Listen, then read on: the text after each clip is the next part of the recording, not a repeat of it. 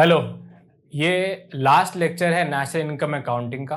इसमें हम लोग सारे इक्वेशन देखेंगे जो कि नेशनल इनकम अकाउंटिंग में बहुत इंपॉर्टेंट है।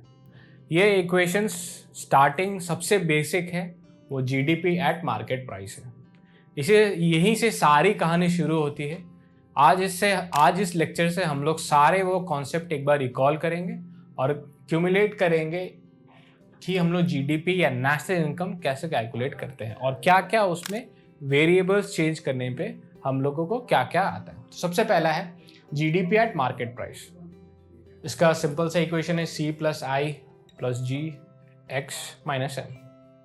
तो C होता है कंजम्पशन एक्सपेंडिचर हाउस होल्ड का। हाउस होल्ड वो सारे पैसे जो हाउस होल्ड स्पेंड कर रहे हैं to buy goods and services. उसके बाद इन्वेस्टमेंट, सारे इन्वेस्टमेंट एक इकोनॉमी में जो कि प्रोडक्शन हाउसेस या कॉरपोरेट्स या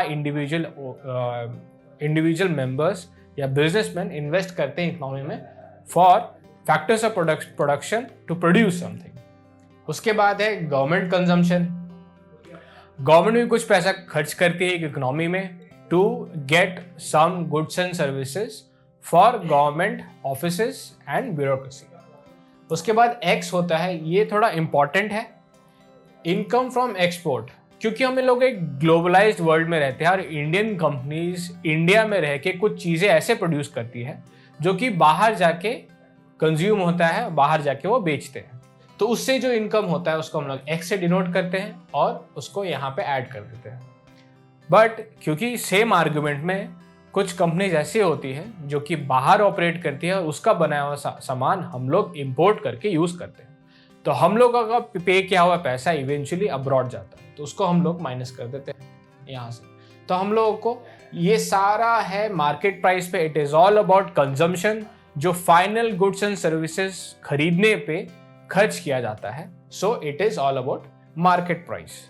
तो ये सारा कंजम्पशन हो गया, ये सारा खरीदारी हो गई for goods and services, simple market price. अब इसमें कुछ चीज़ें और ऐड होगी और हम लोग नेक्स्ट देखते हैं GDP at factor cost. Factor cost जैसा आपको याद होगा, फैक्टर कॉस्ट मतलब ये कि कोई चीज़ को प्रोड्यूस करने में कितना कॉस्ट लगा है। तो जब हम लोग फैक्टर कॉस्ट निकालेंगे तो हम लोग मार्केट प्राइस में से सिंपल NI माइनस कर देंगे, जो कि है जितना आपको इनडायरेक्ट टैक्सेस आपने पे किए हैं टू बाय दैट गुड। क्योंकि जैसे आप कोई भी सामान खरीदते हैं तो यू हैव टू पे GST एज अ कस्टमर। तो जैसे ही आप GST को हटा देंगे, माइनस कर देंगे, यू गेट टू नो कि उसका फैक्टर कॉस्ट कितना लगा था टू प्रोड्यूस दैट प्रोडक्ट। तो फैक्टर कॉस्ट जानना इसीलिए इंपॉर्टेंट होता है कि आपको एक्चुअल पता है कि इतना इन्वेस्टमेंट से इतना वैल्यू का सामान प्रोड्यूस हो पा रहा है। क्योंकि इनडायरेक्ट टैक्स ऐड होने के बाद वो प्राइस बन जाता है, इसीलिए उसको माइनस करके हम लोग फैक्टर कॉस्ट जान पाते हैं। अब हम लोग इस कॉन्सेप्ट को थोड़ा और आगे बढ़ाते हैं। हम लोग जानते हैं कि इसमें डिप्रिसिएशन का क्या रोल है। तो सबसे पहले देखते हैं net domestic product at market price. तो नेट, जैसे कि पहले लेक्चर में आपने देखा था, कहीं भी ग्रॉस लिखा हुआ है तो that means it is collective. जैसे इसमें से कुछ माइनस कर देंगे कुछ important, we get our net जो फाइनल है, that need not to change. तो नेट में अगर हम लोग कुछ चेंज करेंगे to get the net product या नेट डोमेस्टिक प्रोडक्ट, तो हम लोग उसमें से डिप्रिसिएशन को माइनस कर देंगे। डिप्रिसिएशन वो है जो एक कैपिटल गुड में वियर एंड टियर होता है over a period of year on year. तो उसको माइनस करने के बाद हम लोगों को NDP एट मार्केट प्राइस पता चल जाता है। तो डिप्रिसिएशन का आइडियल सिनेरियो क्या है? एक किसी भी इकोनॉमी में GDP हमेशा ठीक ठाक लेवल से बढ़ना चाहिए। The rate of growth of GDP should be reasonable enough और correspondingly growth of depreciation should not occur, it should decline year on year, rate should decline। ये आइडियल सिनेरियो है। तो अगर किसी स्टेट में अगर हम लोग ये कैलकुलेट करें GDP इस फॉर्मुलेशन में, तो हम लोग देख पाएंगे over a period of time एक कंट्री कितना प्रोडक्टिव है। ये जानना इसलिए ज़रूरी होता है क्योंकि जीडीपी में ये सारी चीज़ें आ गई, स्पेशली इन्वेस्टमेंट, स्पेशली कंजम्पशन। तो अगर ये कम हो गया और ये बढ़ रहा है तो we will get this a lower number. तो हम लोगों को ये पता चलेगा कि इकोनॉमी वैसी परफॉर्म नहीं कर रही है जैसा उसे करना चाहिए over a period of time. तो ये जानना इसलिए ज़रूरी है डिप्रिशिएशन। अब लोग आते हैं फैक्टर कॉस्ट पे, net domestic product by eight factor cost. Same है, फैक्टर कॉस्ट जहां आ गया हम लोग जो टैक्सेस है और सब्सिडीज को हम लोग माइनस कर देंगे। यहाँ पे एक चीज इंपॉर्टेंट जानने वाला ये है कि यहाँ पे हम सारे एक्सटर्नलिटीज को माइनस कर देंगे। एक्सटर्नलिटीज सारे तरह के हो गए, जो factors in the form of rent, wages, उन सबको माइनस कर देंगे। अब इंपॉर्टेंट चीज यहाँ पे ये जानने वाला है कि नेट प्रोडक्शन टैक्स, कोई भी चीज को प्रोड्यूस करने में हम लोग जो रॉ मटेरियल में कुछ चीजें ऐड करते हैं, उसको प्रोक्योर करते हैं, उस पर भी हमें टैक्स पे करना पड़ता है। जैसे कि मान लीजिए आपने कोई मैन्युफैक्चर्ड प्लास्टिक खरीदा और उसको फिर गला के आपने कुछ फाइनल गुड्स बनाया, तो जो रॉ प्लास्टिक है उस पर भी आपको कुछ ना कुछ जीएसटी पे करना पड़ेगा। तो वो हो गया taxes on production, production cost per taxes लगा। तो पहले आपने टैक्स किया इंटरमीडिएट लेवल पे, फिर आपने फाइनल प्रोडक्ट बनाया, फिर उसको बेचा, फिर आपने टैक्स पे किया ऑन द फाइनल गुड। तो वो दोनों टैक्सेस को माइनस करके we get NDP at factor cost.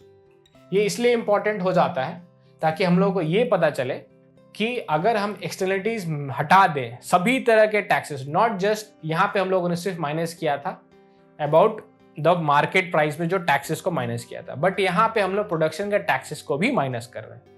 तो इससे पता चलेगा actual performance of any enterprise या फिर सारे इंटरप्राइज का कलेक्टिवली। और जब सारे इंटरप्राइज को कलेक्ट कर लेंगे तो एक ज्योग्राफिक एंटिटी में सारे प्रोडक्शन हाउसेस, इसके बाद भी चीजें बहुत आसान हो जाती है। ये चारों सबसे इंपॉर्टेंट है। आफ्टर दैट दीज 3 और 4 are little bit less important because these are just the derivation of the earlier 4। सबसे पहले है net national product at market price. Same market price जहाँ पे आएगा वहाँ पे हम लोग डिप्रिशिएशन और फाइनल जो टैक्सेस लगता है उसको हम लोग माइनस कर देंगे। अब एनएनपी एट फैक्टर कॉस्ट, इस पे है नेट प्रोडक्ट टैक्सेस, जो प्रोडक्शन का टैक्स था उसको माइनस कर देंगे और जो फाइनल गुड्स उसको माइनस कर देंगे, तो यू गेट दिस। इसके बाद ग्रॉस वैल्यू एडिशन।